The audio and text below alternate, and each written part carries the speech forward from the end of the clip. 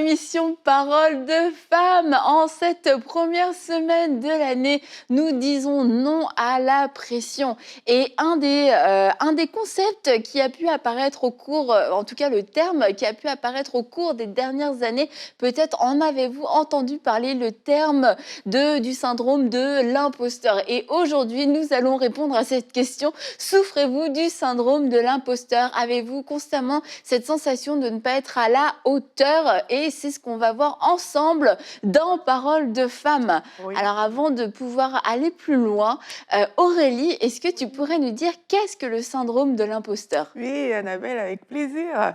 Donc, c'est le fait de ne pas se sentir à la hauteur, comme tu l'as dit. C'est souvent chez des personnes qui sont extrêmement performantes, donc des gens qui ont du succès et qui ont de la difficulté à intégrer les succès à leur estime de soi. Donc, en gros, c'est ça la définition que j'ai trouvée sur Internet. Eh bien, merci beaucoup, Aurélie.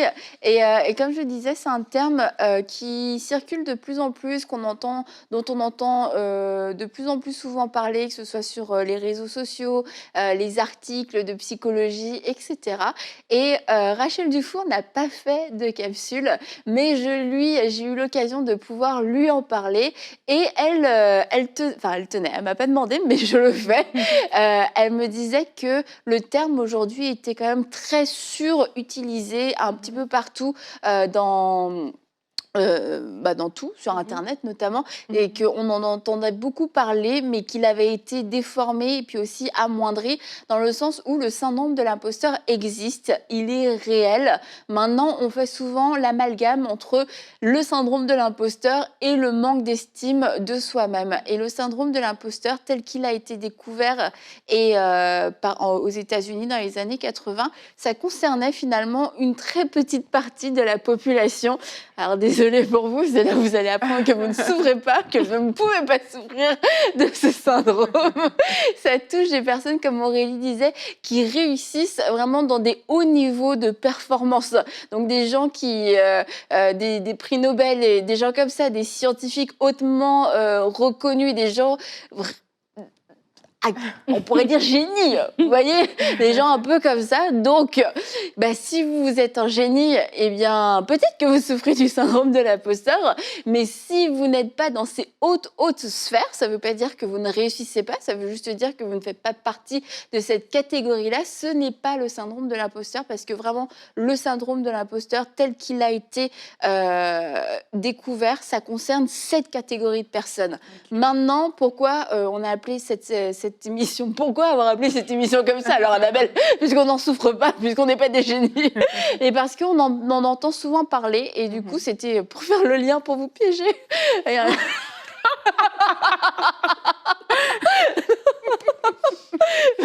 C'est la première semaine de l'année. On s'excuse. Vous avez peut-être remarqué qu'on est un petit peu... Voilà.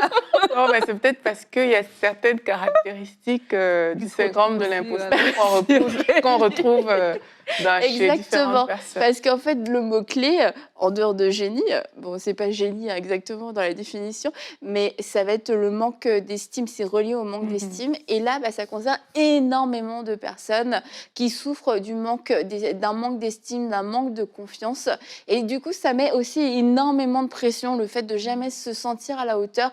On a tout le temps ce sentiment qu'on doit prouver, qu'on doit mériter, qu'on doit gagner sa place auprès des gens, à son travail, dans le ministère, etc. Et c'est extrêmement épuisant, finalement, de vivre comme ça. Alors non, on ne parlera pas du syndrome de l'imposteur aujourd'hui, mais nous allons parler de ce manque d'estime, le fait de ne pas se sentir à la hauteur. Et avant qu'on puisse continuer aussi, j'aimerais vous encourager à suivre le message de Rachel qu'elle a fait sur la chaîne d'Emelka, Quand j'ai peur de jouer dans la cour des grands, où elle parle pas du syndrome de l'imposteur, mais du syndrome de Moïse plutôt, et le fait que Moïse ait dit non, mais moi je peux pas parler, etc. Il dit à Dieu, il essaye de négocier, et souvent nous on peut être un peu plus dans cet état-là. On se sent tellement pas à la hauteur de ce que Dieu peut nous demander, mais aussi de ce que les gens peuvent attendre de nous, et c'est comme ça que oui, sans souffrir du syndrome, j'arrête de parler parler du syndrome de l'imposteur, mais sans s'offrir du sein, on peut se sentir pas à sa place et puis avoir tout le temps peur de décevoir les gens, pas parce qu'on va leur dire non cette fois-ci, mais de décevoir les gens parce qu'ils vont découvrir qu'en fait, bah, on va pas y arriver. En tout cas, c'est ce que nous, on se dit. Et cette année, bah, je pense que c'est aussi une bonne année. 2022, c'est vraiment une excellente année pour prendre de bonnes décisions. Mais on peut vivre en se déchargeant de ça, en se disant, en comprenant quelle est d'abord notre identité en Christ, et puis en comprenant qu'on n'a rien, on n'a rien à prouver aux autres, et que ça, c'est un combat qui demande énormément d'énergie. Mais tu sais, tu es en train de parler, je me dis en fait que oui, c'est vrai que, bon, pas dans le cadre scientifique comme ça, dans la définition pure et dure, mais dans son essence, c'est quelque chose qui se retrouve chez beaucoup de personnes. Et on parle cette semaine de dire non à la pression, de vraiment en arrêter avec la pression qu'on peut subir, qu'on peut se mettre nous-mêmes en fait. Parce qu'en fait, depuis le début, c'est des pressions que nous-mêmes, on met sur nous-mêmes et c'est des fardeaux comme ça qu'on porte avec nous. Et alors qu'on est en début d'année, c'est important de justement faire ce moment d'arrêt et de se dire, c'est vrai en fait, est-ce qu'au niveau de mon travail, j'apporte avec moi cette pression? Ou est-ce que j'arrive, j'ai un poste en responsabilité, j'ai peut-être même fait des études pour ça, ou j'ai pas fait d'études pour ça, mais j'ai des capacités qui fait que j'ai obtenu cet emploi, mais chaque fois que j'y vais, chaque fois que j'ai une réunion, j'ai comme une boule au ventre en me disant, est-ce que c'est aujourd'hui qu'ils vont me mettre dehors? Est-ce que vraiment je vais y arriver, etc. Mais pourtant, je fais un bon travail et je suis appréciée. Mais ça peut être aussi même au niveau de notre vie de famille, ça peut être au niveau même de notre ministère à l'Église. Et c'est comme ça que l'ennemi nous vole. Tu parlais cette semaine de la paix et de la joie. Et va nous voler notre paix et notre joie. On va faire quelque chose. Il y aura 10 personnes qui auraient dit que c'était super, mais il y a une personne qui n'a rien dit et son silence parle plus fort que tous les éloges qu'on a entendus. Et vraiment, si c'est votre cas, c'est aujourd'hui le jour de mettre la lumière en fait sur cette situation et de se dire, c'est pas être perfectionniste, c'est pas que vous recherchez la perfection, mais c'est que vraiment vous portez avec vous un fardeau que vous ne devrez pas porter. Et prenez le temps d'apprécier. Apprécier ces 10 personnes qui ont dit oui, bravo. Et le silence, ben, c'est juste un silence tout simplement. Et vraiment, si c'est une souffrance, c'est aussi quelque chose que vous pouvez amener devant le Seigneur parce que ça va nous empêcher d'aller plus loin et ça peut même nous empêcher de continuer dans ce qu'on a et même quelquefois même nous amener à abandonner des choses qu'on fait très bien, mais juste parce qu'on a l'impression au fond de nous que ça ne devrait pas être notre place, voilà, ça devrait être pour quelqu'un d'autre, et etc., et etc. Et on se met de la pression et franchement, il faut arrêter avec ça. Oui, en fait, ça prend de s'assumer, mais sans chercher à se diminuer. C'est assumer que, OK, je suis au bon endroit, je suis à la bonne place. Et ça prend aussi de se placer devant Dieu pour dire, montre-moi ma vraie valeur. Parce que visiblement, les personnes qui en souffrent, c'est des personnes qui ne voient pas leur vraie valeur. Tout le monde autour de toi peut te dire que tu es très bien, mais toi, parce que dans ton cœur, tu n'arrives pas à le voir, mais tu te trouves toujours des défauts, tu trouves que si ça a fonctionné, c'est parce que tel était là, mais toi, tu ne te mets jamais comme au centre. Et ça peut être même de la fausse humilité pour certaines personnes, de se dire « Ah non, c'est parce que je ne veux pas me mettre en avant ». Mais en fait, il faut apprendre à s'assumer. Si tu as cette responsabilité, si tu as ces compétences, mais c'est un fait qu'elles sont en toi, c'est Dieu qui te les a données, apprends à les accepter et à juste te dire merci. Il y a des personnes qu'on va peut-être leur faire des compliments, c'est juste merci. Et puis, on s'arrête là parce qu'on accepte et on reçoit ce qu'on est véritablement. Mais ça passe par demander à Dieu, mais qui suis-je en fait? Apprends-moi à me voir, que ce soit dans mon travail, que ce soit au niveau du ministère. Apprends-moi à me voir comme toi, tu aimerais que je me voie.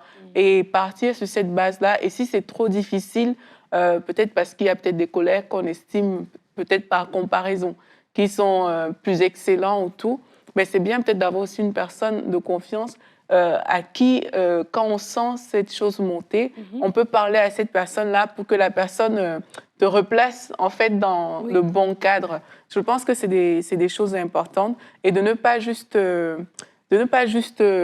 toujours se diminuer, mais apprendre à s'assumer pleinement pour ce qu'on est en fait. Oui, la Bible dit que celui qui doute est semblable au flot de la mer. Et quand on doute, quand on est dans cet état en fait où on doute constamment de soi, on doute constamment de ce que Dieu nous a dit, de qui on est, en fait on est comme ça, on est vraiment ballotté. Et du coup c'est une situation qui peut être dangereuse parce qu'on va facilement aussi laisser sa place.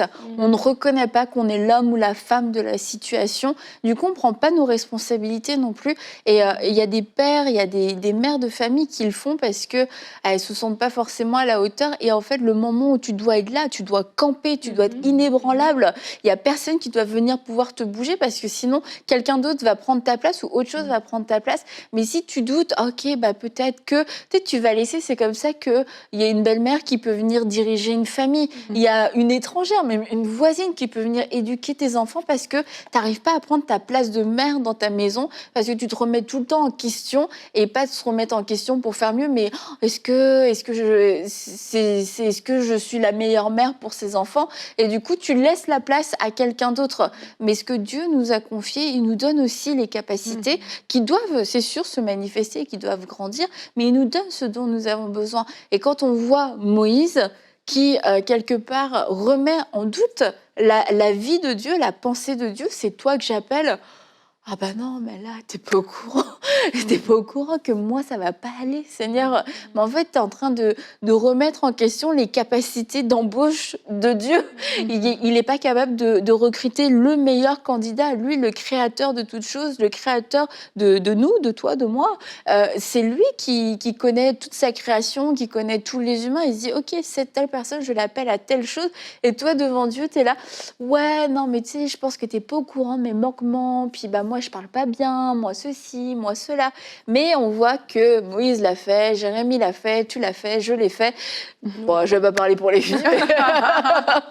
Mais voilà, donc on a pu passer par là, mais c'est de se dire, je peux juste pas vivre comme ça tout le temps, en fait. Tous les jours, je peux pas me remettre en question sur ma destinée, qui je suis en Christ, etc.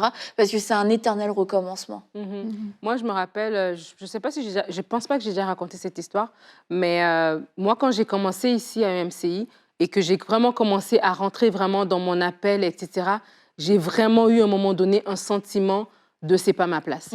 Et en fait, je me rappelle que quand je travaillais dans le séculier, c'était quelque chose de concret, parce que là, c'était mes compétences, c'était je savais parler, je savais écrire, je savais réfléchir, je connaissais le système, donc j'étais beaucoup basée sur mes compétences. Et en fait, ça me rassurait parce que je venais avec mon bagage, mes compétences. Mais après, maintenant, quand tu arrives dans le ministère, ben, c'est complètement différent. C'est le Seigneur qui met les mots dans ta bouche, c'est lui qui doit mettre son onction. En fait, tu te rends compte que c'est lui, c'est pas toi, en fait. Toi, tu as juste besoin d'être disponible, obéissant. Le reste, c'est lui qui fait. Et cette période-là, cette espèce de transition, à un moment donné, franchement, c'était devenu difficile. Et comme Aurélie l'a dit, l'importance d'avoir des gens vers qui parler. Et puis, je me suis tournée vers vous deux. Donc, voilà. Mes deux amis. Mais parce qu'en fait, à un moment donné, c'était devenu... Je pouvais finir des séries comme ça. Je finissais une semaine de Paroles de femmes. Je rentrais et sur la route, je me dis, mais pourquoi je vais là-bas? Ah, mais tu ne devrais pas y aller. Mais tu sais pas. Et j'avais des pensées comme ça constamment. Et je pouvais avoir des éloges, mais dès que j'avais une parole, un truc... je me remettais complètement en question. Et c'était même pas une histoire d'estime, c'était vraiment parce que, justement, mon estime était à la mauvaise place. C'était basé sur mes compétences et non sur Dieu. Et en fait, c'est ça. Et l'ennemi va vous amener dans cet état-là pour vous amener à abandonner. Tu parles d'une maman, ben une maman qui se dit « Ah, mais non, moi, je sais pas bien faire la cuisine, donc ça veut dire que je suis pas une bonne maman parce que tu vois les autres mamans qui font des plats, etc. » Mais de te dire « Non, Dieu m'a donné ces enfants, c'est une grâce. Et parce qu'il m'a donné, oui, peut-être à la cuisine, chez nous, ce ne sera pas cordon bleu, 5 étoiles, mais chez nous, on va faire des jeux. J'ai d'autres capacités et dans ce que je manque, Dieu va me le rajouter. Mais comme l'ennemi ne veut pas que tu ailles cette réflexion, il va te dire non, tu n'es pas bonne, tu n'es pas bonne. Et du coup, tu es une maman qui est morose, tu es une maman qui est renfermée, et les enfants veulent venir vers toi, tu les rejettes, etc. Et c'est la destinée de tes enfants que tu entraînes comme ça. Mais pour revenir à l'histoire dont je parlais, ben, c'est que quand je l'ai verbalisé, à un moment donné, je me rappelle, on était dans la green room. Je ne sais pas, avant les émissions, après les émissions, peu importe, on était là. Et je l'ai dit. Et là, on s'est mis à prier. Mais l'ennemi, franchement, la Bible dit, hein, quand l'ennemi viendra comme un faible, l'Esprit de l'Éternel le mettra en fuite. Et je me rappelle de cette journée-là, franchement, on a prié et vraiment, ça a été comme un push. Ça a complètement changé les choses. Et vraiment, j'encourage les gens. Commence pas l'année avec ce sentiment encore de peut-être que, voilà, au travail, c'est les autres, mais moi, j'ai pas ma place. Peut-être que dans le ministère, c'est les autres, moi, j'ai pas ma place. Si Dieu t'a appelé, si Dieu t'a mis à cet endroit-là, ben c'est lui, tes capacités viennent de lui. aujourd'hui. Alors, commence l'année en te disant, je mets fin à la pression. S'il faut que je prie, s'il faut que j'aille dans mon lieu secret, mais quand je sortirai de mon lieu secret, ce sentiment-là, il ne viendra plus m'habiter. Ouais, là, tu parles du côté des personnes qui voient le manque et qui ne se sentent pas à la hauteur, mais il y a aussi des personnes justement qui souffrent parce que tout simplement, elles se sont mis des attentes irréalistes. Voilà. On a dit que ça touchait des personnes très performantes et c'est parfois des personnes vont, dans la recherche de la performance, vont soit se comparer à des personnes top, top, top. Tu parles de la maman qui ne sait pas faire la cuisine. C'est quelqu'un qui va aller se comparer, je ne sais pas, à un chef cuisinier ou à une femme que depuis qu'elle a 5 ans, on lui a appris à faire la cuisine. Toi, on ne te l'a jamais appris. Et tu vas te baser sur cette comparaison et tu auras des attentes irréalistes envers toi-même. Et c'est ça qui va te mettre dans cette position-là. Ce ne sera même pas parce que tu ne sais pas vraiment le faire. C'est juste parce que quand tu regardes en face, mais tu vois peut-être une gérante d'un restaurant, comment elle est faite dans sa maison, et toi, tu veux faire pareil. Donc, on doit aussi faire attention à la comparaison beaucoup quand on parle de ça, parce que regarder chez autrui comment il fait, tu peux te sentir incompétent face à l'autre. Pourtant, tu n'as pas à aller regarder chez l'autre. Et en plus aussi, ne pas se mettre des attentes irréalistes, de dire, OK, voilà, je vais atteindre cet objectif, ce but. Reconnais là où tu en es. Et puis, sois conscient, comme Annabelle a dit, que si Dieu t'a placé là, mais c'est parce que Dieu t'a donné les capacités. Et parfois, nos capacités, c'est quoi? C'est les dons que Dieu nous a donnés, mais c'est aussi les gens que Dieu a mis autour de nous, avec qui on va pouvoir accomplir, en fait, quelque chose. C'est pas toujours juste nous.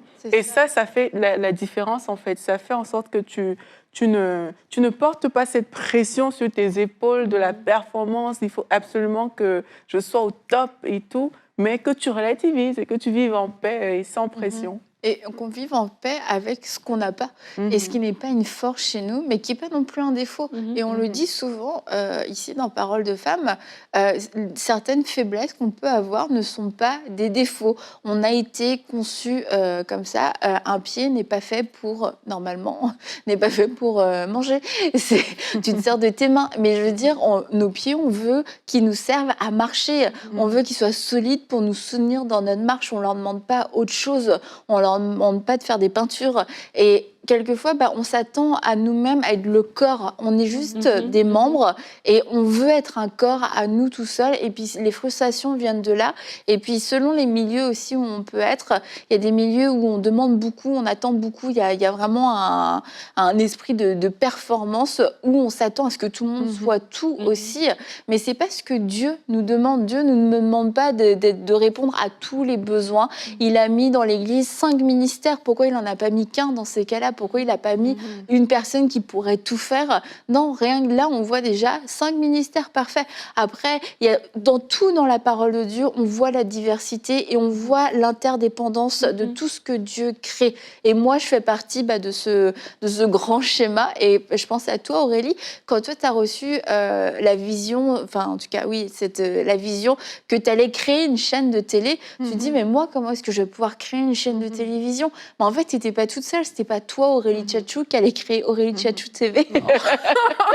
Mais tu allais faire partie de la création d'une chaîne de télé. Tu es venue ici, tu as participé à la création de la chaîne. Et tu étais là quand on a lancé la chaîne et tu es encore là aujourd'hui, gloire à Dieu. Mais tu vois, quelquefois, on reçoit des choses et puis on argumente avec Dieu et on se limite, se disant, mais non, mais je pourrais pas faire ça. Mais en fait, commence, dis-moi oui déjà, et puis tu vas voir, je vais t'amener avec des gens, comme tu le disais, il y a des choses, c'est pas nous qui allons le réaliser tout seul, et Dieu nous donne des grandes lignes, et puis on argumente sur les grandes lignes sans vouloir avancer, puis on découvre jamais la suite, et ça c'est, enfin en tout cas, j'espère pas que c'est votre cas, parce que c'est une des pires choses qui peut arriver, c'est de ne pas découvrir la suite, ce qu'il y avait derrière la parole de Dieu, parce que derrière sa parole, il y a la provision, et cette provision va se manifester une fois qu'on aura dit oui, une fois qu'on ouvre la porte, c'est comme, ok, tu dis oui, tu dis non. Quand tu dis oui, tu découvres toute la grandeur, tout ce que Dieu a prévu, les moyens que Dieu met à ta disposition. Et c'est que en disant ce oui, et pour dire ce oui, peut-être qu'aujourd'hui, on peut vous encourager, encore une fois, à vous dire, tout ne se fera pas que par vous. Vous avez reçu des grandes visions, vous avez reçu des grands appels, vous avez des grands rêves dans votre cœur. Faites confiance à Dieu pour pouvoir amener les ressources, amener les personnes autour de vous qui vont vous permettre d'entrer. Et peut-être que vous ne serez même pas l'initiateur de cette grande vision. Peut-être que vous serez un participant, à une personne parmi un groupe. Il y en a, ils veulent plus du tout, ils veulent plus participer. Il y en a, c'est comme, oh, merci Annabelle, ça me fait tellement du bien. Il y en a, quoi? Il y a d'autres gens? Je pensais que ça allait être mon projet. Donc voilà, donc on marche dans l'humilité à la fois pour travailler avec des gens, se soumettre à d'autres personnes, et puis on marche dans l'humilité aussi pour se dire, oui, je peux avoir besoin de d'autres personnes pour accomplir ce que Dieu met sur mon cœur. Mais je crois que l'importance, tu viens de faire confiance à Dieu, puis ça, c'est tellement important, c'est capital quand on a ce type de sentiment en nous. Et l'autre aspect aussi de s'accepter. Vraiment, accepte-toi tel que tu es. Et il y a des gens, ils doivent être réconciliés avec eux-mêmes, entre guillemets, dans le sens avec qui ils sont, avec leurs capacités, leurs moyens, leur situation actuelle. On a parlé cette semaine du processus. Et lorsqu'on s'accepte soi-même, et on comprend aussi qu'il y a un processus. Il y a un processus dans le développement de tes talents. On parle de la maman, encore une fois, qui est la cuisine. Ben voilà, il y a un processus quand tu étais jeune mariée. Et aujourd'hui, ben, il y a un processus dans la façon dont tu cuisines parce que tu le fais tout le temps.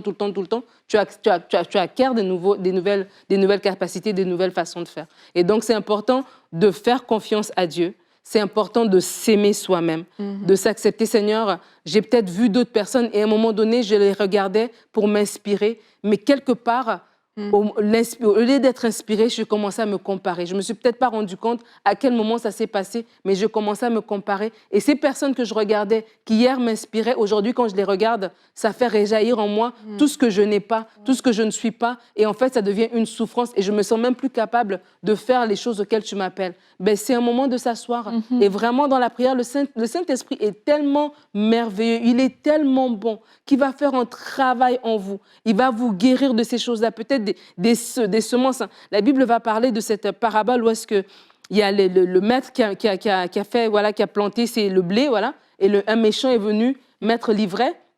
Et le blé et l'ivraie vont pousser. Et là, Jésus va dire qu'il faut les laisser pousser, puis après, on sera enlevé. Et des fois, il y a des choses qui ont été plantées en nous qu'on ne sait pas. C'est de l'ivraie, en fait. Et c'est à un moment donné qu'on commence à se rendre compte que, ah tiens, il y a de l'ivraie avec ce blé ici, que faire? Et c'est là que le Seigneur va faire un travail. Mais vraiment, allez vers Dieu, faites-lui confiance et acceptez-vous tel que vous êtes. Dieu vous connaît mieux que vous-même. Il n'a pas fait une erreur en vous créant. Et voilà.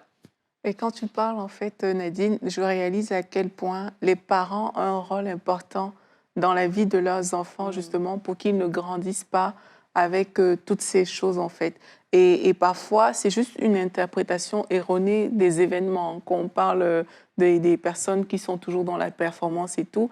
Et en tant que parents, je pense que les parents, en fait, doivent se dire, mais moi, je ne veux pas que mon enfant grandisse avec des complexes d'infériorité. Et pour ça, mettre en place des choses qui vont faire que, depuis que l'enfant est petit, il puisse s'assumer, même s'il a fait une erreur, même si à l'école, il a une moyenne peut-être en dessous de ses camarades. C'est de ne pas toujours montrer à l'enfant que non, ça c'est mal, c'est mal. Voir les choses qui sont positives et tout, que l'enfant pourra mettre en avant pour que plus tard, quand cette personne-là va grandir, mais quand la personne ne se sentira pas à la hauteur, la personne ne se sentira pas forcément diminuée. Pour elle, ce ne sera pas forcément « je suis nulle », c'est que dans ce domaine, peut-être je n'excelle pas comme les autres, mais il y a aussi des choses que je sais faire. Et ça fait toute la différence et je crois que ça commence vraiment au plus bas âge. Et on va prier dans un instant pour vous, être les amis que nous avons été pour Nadine, parce que peut-être qu'autour de vous, vous n'avez pas ces personnes à qui vous confier, qui peuvent prier pour vous. Et j'aimerais, avant de prier, vous rappeler que nous sommes des enfants de la lumière. Nous sommes appelés à marcher dans la lumière, que rien ne doit rester caché. Et si on est tout le temps en train de vivre dans l'ombre parce qu'on a honte de nos faiblesses, parce qu'on a honte de qui on est, on a honte de ne pas réussir telle ou telle chose, mais en fait, on passe à côté de tout ce que Dieu a pour nous, cette vie qui est dans la lumière, cette vie où on va pouvoir aussi se concentrer sur ce que Dieu veut faire à travers nous et pas ce que Dieu ne va pas faire à travers nous. Et la chose est, c'est vrai, Dieu va pouvoir accomplir une destinée à travers votre vie et qu'il y a quelques milliards de destinées que vous n'accomplirez jamais, mais parce que c'est pas la vôtre et c'est pas un échec. Mais par contre, ce qui serait un échec, c'est de vouloir vivre la vie de tout le monde en vous disant que vous n'êtes pas à la hauteur pour votre propre vie et de ne pas avoir fait les simples choses quelquefois que Dieu vous avait demandé de faire. Alors prenons aujourd'hui cette décision de marcher totalement dans la lumière, assumer qui nous sommes avec nos forces et avec nos faiblesses, croyant que ce qui a besoin de changer va changer avec la force du Saint-Esprit, par un profond aussi désir de sanctification pour certaines choses dans nos vies, mais acceptons aussi qui nous sommes, arrêtons de nous cacher, arrêtons de laisser le diable nous mettre dans un coin, mettre une couverture et puis dire non, elle ou lui, c'est pas possible, elle vaut rien. Non, tu vaux quelque chose, ta vie vaut quelque chose. On l'a dit hier, tu as été racheté à un grand prix et Dieu ne t'a pas racheté pour que tu vives encore aujourd'hui comme un prisonnier, que tu vives encore dans le noir, que tu vives encore dans les ténèbres. Dieu t'a racheté pour que tu sois une lumière, pour que tu puisses briller, pour que tu puisses avoir un impact à ton niveau là où tu es. Alors les filles, on va prier. Nadine, puisque tu as été au bénéfice de la grâce, aujourd'hui retransmets cette grâce. Amen. Alléluia. Seigneur, nous te bénissons parce que tu es tellement bon. Tu es tellement amour, tu es tellement grand. Merci Seigneur parce que tu as des plans merveilleux pour chacune de nos vies. Merci Papa parce que nous ne sommes pas le fruit du hasard. Nous ne sommes pas le fruit d'un accident, mais nous sommes le fruit de ton amour. Nous sommes, Seigneur Dieu, sortis de ta pensée. Tu nous avais créés. Dans le ventre de notre mère, tu nous avais tissés, tu nous avais vus. Tu nous vois, Seigneur. Tu es celui qui voit la personne qui souffre. Tu dis dans ta parole que tu as vu que Léa n'était pas aimée et tu es descendu, tu as touché son cœur, tu as changé sa vie. Merci, Seigneur, parce que tu es le Dieu qui voit. Tu vois, Seigneur Dieu, les personnes qui en ce moment se sentent mal dans leur peau. Un mal-être qui provient peut-être des expériences vécues. Un mal-être qui provient peut-être de ce qu'ils ont entendu. Une mauvaise estime d'eux-mêmes, un désir de performance, un désir accru de perfectionnisme, comme si ils doivent être parfaits pour être acceptés. Ils doivent tout faire parfaitement pour être aimés. Merci Seigneur parce que tu es le Dieu qui nous a affranchis de toutes ces choses. Je prie Seigneur maintenant dans le nom de Jésus que la lumière luise dans les ténèbres. Où est-ce qu'il y a des mensonges dans les pensées? Où est-ce qu'il y a des mensonges Seigneur Dieu dans les cœurs? Viens allumer ta lumière.